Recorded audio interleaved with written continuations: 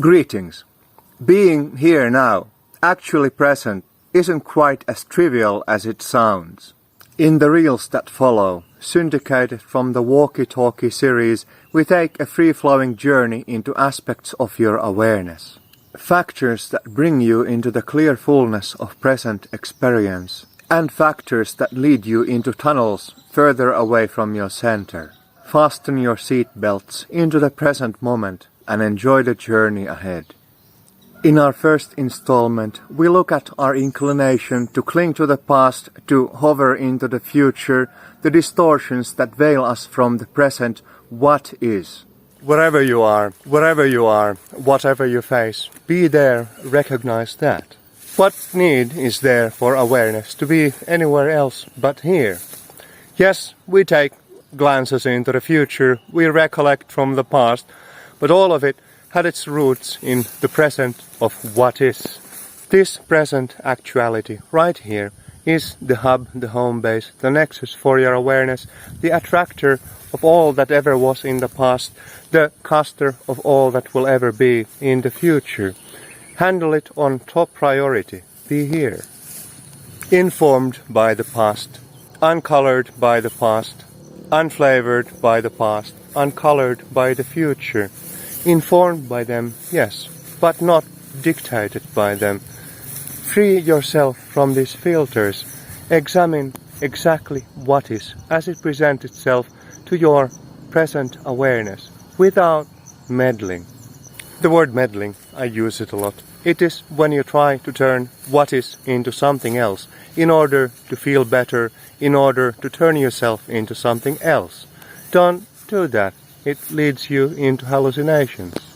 If you hallucinate to make your existence more bearable or meaningful, know that it is a short-lived fix, symptomatic relief, and in time you will always have to return to the true medicine of actuality itself. Your mythic frameworks, your gods, your spirits, your angels, and your prophets, they are all utterly meaningless when they do not compile themselves into present living reality. There is no living in truth. By latching on to ideas brought forward by others, living in truth only ever happens in the truth of your present experience. Then step into the moment, ascend to the present before you. There is no other that holds meaning, substance, significance, truth, actuality, as it is. There you have the greatest holy work, the mystic accomplishment, allowing what is to be exactly as it is. Simple, but ever so complicated. Then stop fiddling with your phone and your reality already. Go away, get lost in the present right here and right now. In the second installment, we ask the question, can you be present and also be yourself? In fact, you cannot anything but. You have to be fully present on every plane of your being. Be here now. Be here now, right? Like a bunch of hippies in a pile, making love and going with the flow. Well, that's not exactly what I was pointing to in yesterday's walkabout on being present for actuality and what is.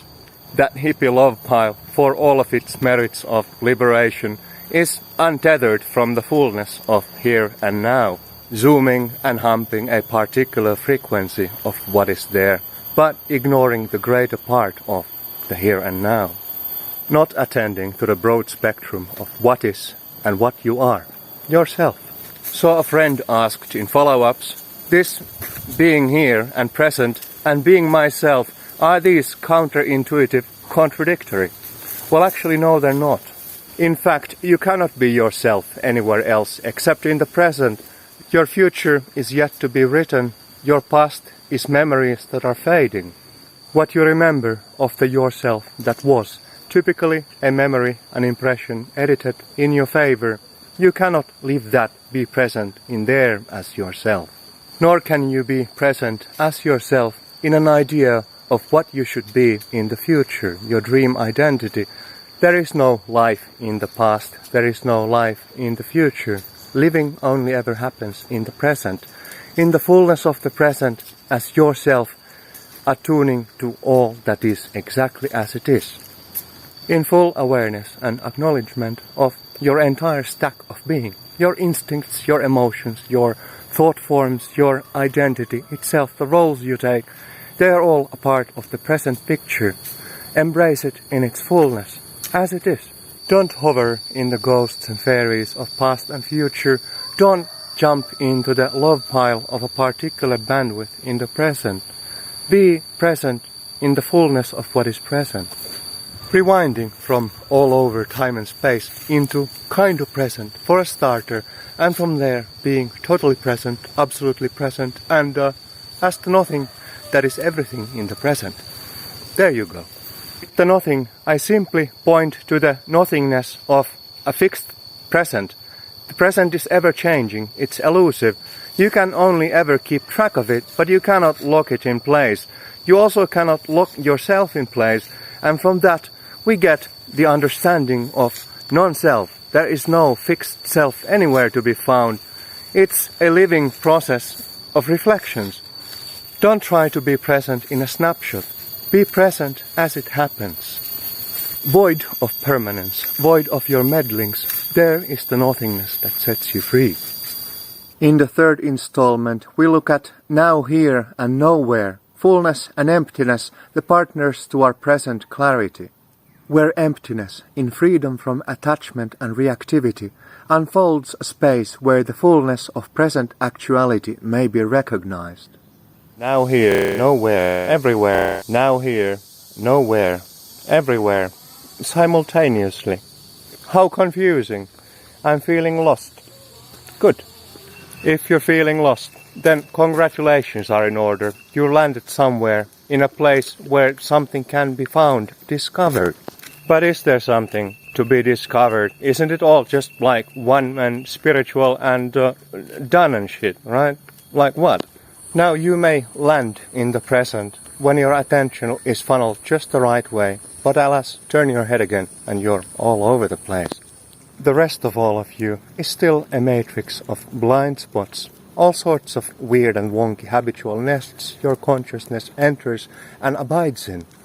The veils are still thick. Do not think it is done until all of it is shred and shattered.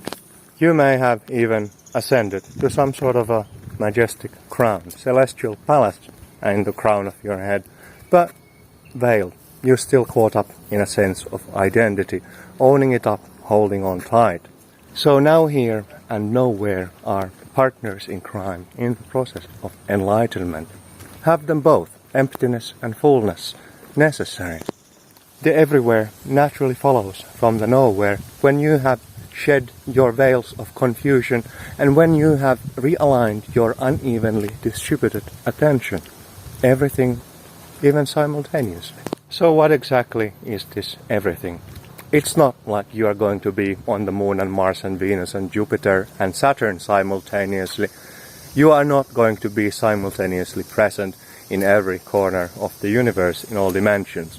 However, you can be simultaneously present, aware, recognizing the entire stack of your awareness, the inner universe. In a nutshell, aware of your instincts, emotions, thought forms and identity, aware of your structures, cohesion, catalysis and relations, aware of the plus, minus and balance, pushes, pulls and stability. That's a good basic package. Constants to be aware of, quite readily, simultaneously possible. All of this is quite readily available at all times, especially in the present right now. But do not latch on to it, do not start holding on tight. Have your now here sheltered in the nowhere. Keep your mini-me, your finite ideas out of it. Let reality, inner and outer, express itself as it is. Then you can be everywhere simultaneously, because you are not pushed or pulled anywhere in particular. So, be here now like a pile of conjoined gods hanging from the tree of life. Not that unhinged hippie pile, but an actual constellation of archetypal essence neatly tied in order of due emanation. Now all of that possibly leaves you with more questions than answers. And that's alright. Keep pondering and we keep on walking, as it happens. In the fourth and final installment, we're breaking from the box and soaring high, up and down the road, expanding our horizons, and in that I apologize for the wind whistling on the background. One cannot be here now on a moving motorbike without expecting some noise in the process. Didn't get to walking today, so here I am, riding my magic pony, extending the horizon of operations.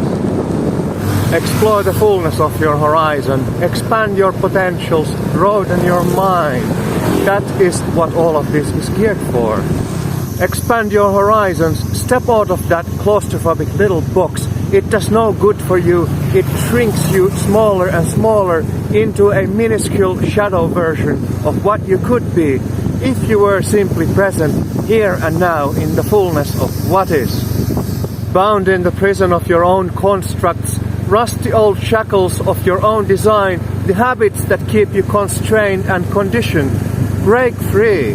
Fear not oblivion. Nothing is everything. It's all good as you take the long road. Road is a cycle closed, Ouroboros swallowing its own tail. All things come a full circle and you will meet your fulfillment if only you step outside of that little finite box of what you think should be, must be, and how you are in it. All stuck.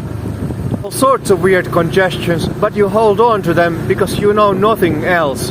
That's what you define yourself as.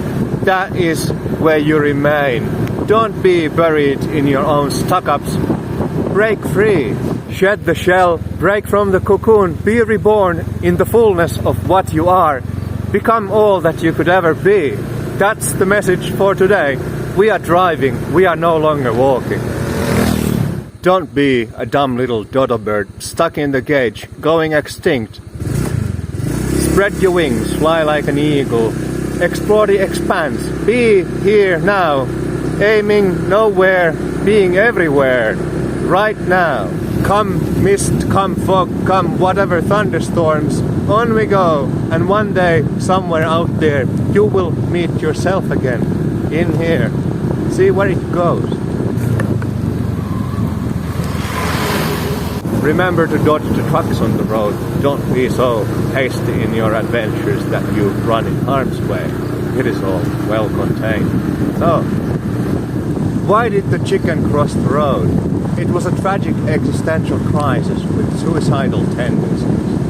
Now, how did the chicken become a feathered rainbow serpent gliding across the slipstreams of the cosmos? That, my friend, is a tale for another ride. It's raining and I'm driving home. Back to nowhere. With that, it's a wrap for the first part of our Walkie Talkie anthology. Stay tuned and be present. More will follow in its season. If you find yourself impatient for more, no matter. The full source materials are available on the Mr. Om Ananda channel and in the ananda.itu repository. Every road leads back to the present when you rise above your map of limited conditions. Be well and see you again.